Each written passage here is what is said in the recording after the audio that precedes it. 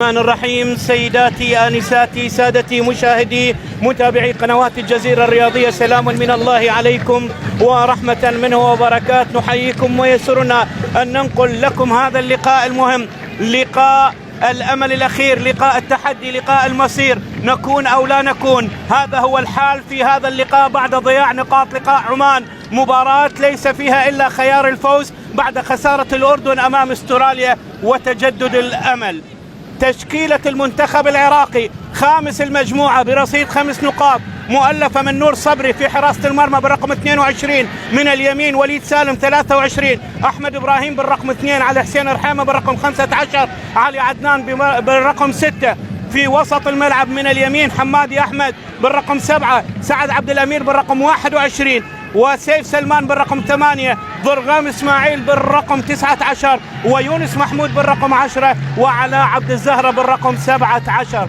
أما تشكيلة اليابان للقاء اليوم، غياب 5 لاعبين عن التشكيلة التي خاضت مباراتها أمام استراليا، مؤلفة من الحارس إيجي كاواشيما بالرقم 1 من اليمين، هيروكي ساغاي بالرقم 21، ياسوكو كونو بالرقم 5، ماسوهيكو نوها بالرقم 2، يونو ناكاموتو بالرقم 5. بداية صافرة اللقاء، وهاجيمي هوسوكاي بالرقم 13، ياسوهيتو اندو كرة إلى برا الملعب، ركلة مرمى. رابعة في المباراة، ضرغام على التنفيذ، ضرغام تلعب الكرة عالية رأسية ملعوبة برا الملعب إلى ركلة مرمى.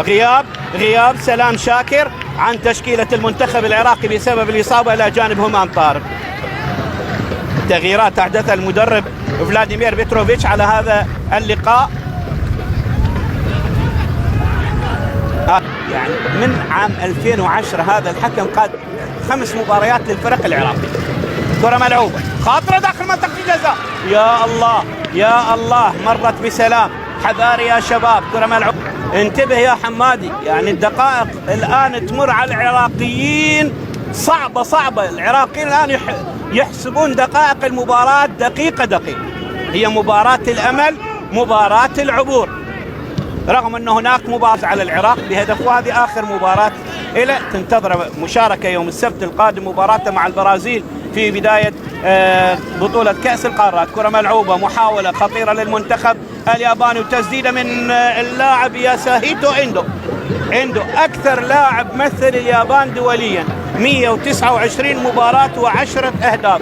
مثل منتخب شباب اليابان الأولمبي ودولي من عام 2000. الأخطاء مرة أخرى تلعب، ومحاولة لا يونس على الكرة مقطوعة إلى ركلة مرمى. حمادي كان بالصورة، حمادي بلا احتجاجات يا حمادي، بلا احتجاجات يا حمادي، وركلة حرة، ركلة مرمى للمنتخب الياباني. ثالث فرصة تهدر للمنتخب العراقي. هذا هو ثاني انفراد والثالثة ثابتة إن شاء الله. ثاني انفراد وفرصة تهدر للمنتخب العراقي. حمادي يضيع فرصة، كان المفروض أفضل مما كان يا حمادي.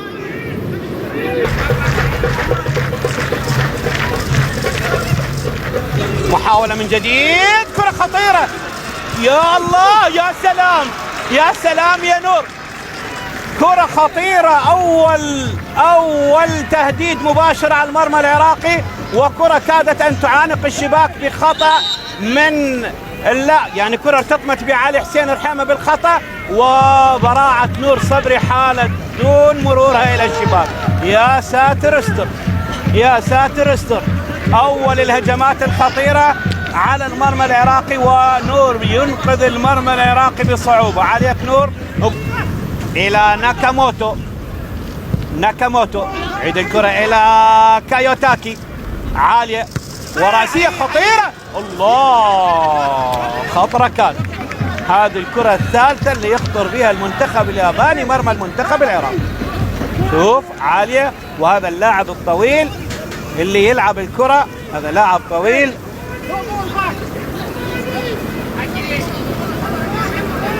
يعني ركلة حرة على حسين رحيمة على التنفيذ، تلعب الكرة وراسية مقطوعة من الدفاع الياباني.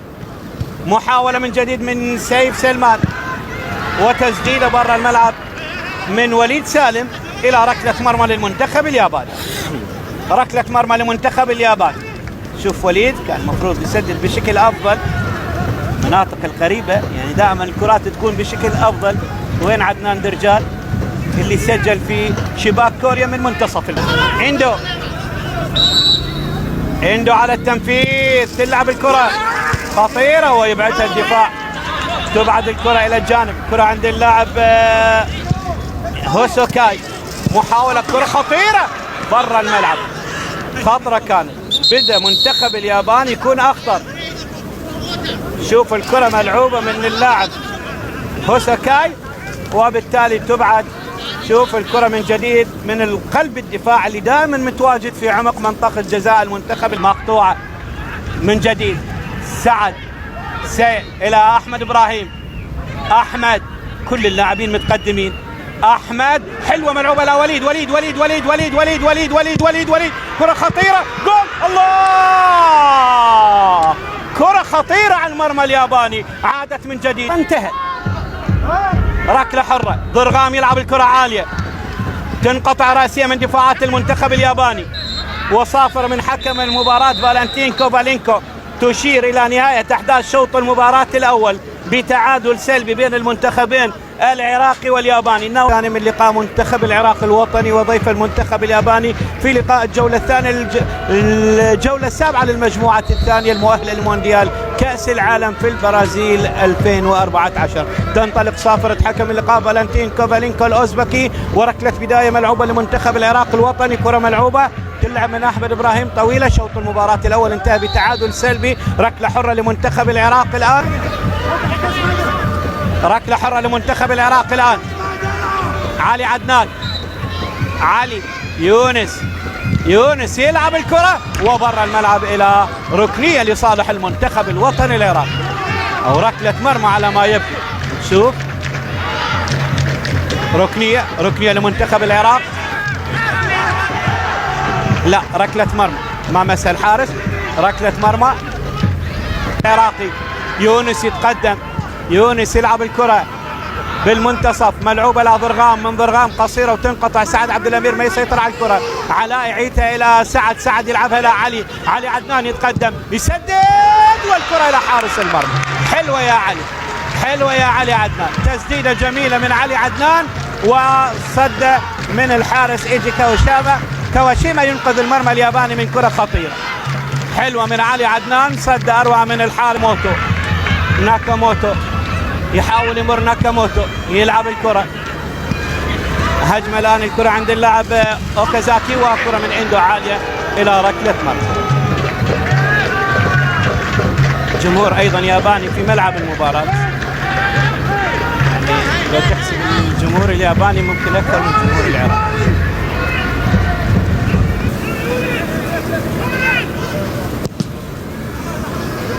رغم أنه مكمل بالتالي. كرة ملعوبة، محاولة خطيرة، وحارس المرمى نور صبري.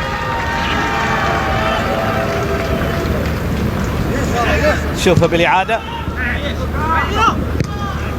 وتسديدة سهلة لنور صبري حارس المرمى.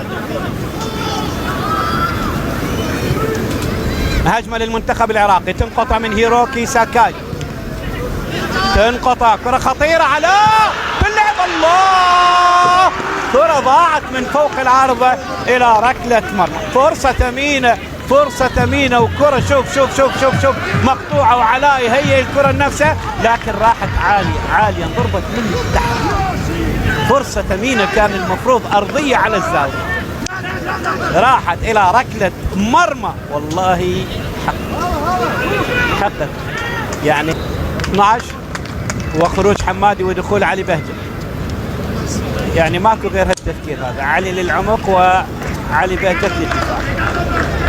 عدنان، علي يلعبها وكرة مقطوعة. هجمة الآن، كرة خطيرة، يونس يحاول والكرة مقطوعة. محاولة من جديد، كرة تلعب وليد والكرة تلعب مرة أخرى، محاولة ولعب خطر، فعلا لعب خطر. ركلة حرة للمنتخب الياباني، ركلة حرة للمنتخب الياباني. ركلة حرة للمنتخب الياباني. طرد العلاء، طرد لعلاء. على كل حال يعني هي اللعب على الكرة، ما كان متعمد. بطاقة صفراء ثانية لعلاء، كان عنده بطاقة صفراء أولى وهذه البطاقة الصفراء الثانية. يعني على كل حال علاء كان مع الكرة، يعني على الكرة لعب. لاحظ هذا الإنذار الأول ولاحظ الكرة الثانية، يعني لعب على الكرة. على كل حال اعتبرها لعب خطير وبطاقة صفراء، وتالي الطرد لعلاء عبد الزه. احنا عندنا كان طرد واحد في التصفيات لباسم عباس، والآن راح يدخل. يعني كان يريد يغير باللاعب مهند عبد الرحيم. على كل حال منتخب العراق ب10 لاعبين الدقائق الثمانية الأخيرة. يعني كانت اللحظة اللي كان يريد يبدل بيها المدرب. على كل حال يطرد الآن علاء، ينال البطاقة الحمراء. يعني لا سامح الله إذا المباراة انتهت وأصبحت فرصة العراق معدومة بالتأهل، لاعبي منتخب الشباب يغادرون إلى تركيا. ما أعتقد يغادرون مع المنتخب الأسباني. علي عدنان، حلوة يا علي، مقطوعة من جديد. يونس علي مقطوعة إلى ركنة أو ركلة. سعد عبد الأمير اللي كان، وفرصة ثمينة كانت. شوف يونس هيأ كرة، لكن كان ناكامورا ضاغط على سعد عبد الأمير. مهند بدلا من سعد عبد الأمير. تغيير متأخر. سعد يترك الملعب، هذا التغيير الثاني، ودخول كغاوي يلف يدور من جديد إلى ناكامورا. ملعوبة الكرة إلى الجانب، ريوشي مايدا، تسديدة عالية برا الملعب. 4 دقائق على نهاية المباراة باستثناء الوقت المحتسب بدل من ضايع. هذا هو اللاعب ناكاموتو، عالية برا، قطع بالخطأ. بدأ التعب يكون واضح على أداء بعض اللاعبين. هاي كرة خطيرة يا الله، جول للمنتخب الياباني، جول للمنتخب الياباني. احنا متعودين على الوقت القاتل، دائما بالوقت القاتل هدف في شباك المنتخب. ثالث مباراة بعد استراليا، بعد الصين، وأوكازاكي يسجل هدف الشخصي الثامن في التصفيات. والهدف شوف خطأ دفاعي، اللاعب يروح يمشي يلعب براحته ويسجل هدف في الدقيقة. أوكازاكي يسجل هدف في الدقيقة 88 أو 89 من عمر الدقيقة الأخيرة من عمر المباراة، يسجل من خلالها المنتخب الياباني هدف المباراة الوحيد. بيني وبينك انت يا رجل لا تليق لقيادة الاسم.